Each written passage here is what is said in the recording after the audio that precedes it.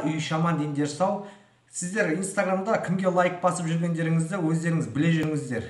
Я, кеттік онда. Былай осылай инстаграмда қарайсыз, міне жоғарыда міне үш сызық тұр ғой, міне бір деген жерде менде. Осыған басасыз, одан кейін настройка дегенге кіресіз төменде. Неде айфонда басқаша интерфейсте тұрады, бәрі бірақ осындай. Настройка дегенді баса қоясыз. Менде Android енді. Сосын мына жерде міне аккаунт деген тұр. Аккаунт дегенді баса қоясыз. Содан кейін міне публикация, которые вам понравилось. Осыдан кімге лайк қосқаныңызды өзіңіз біле жүріңіз. Бұның ішінде мысалы мен мына Есматов Серік деген жігітке мен лайк бастым кеше міне. Осының бәрін мысалы біле жүріңіз да, сізге пайдасы тиіп қалар. Комментарий жазып, подписаться басып қойыңыздар. Егер сіздер подписаться басып, комментарий жазып қойсаңыздар, мен шабыт алып отырамын.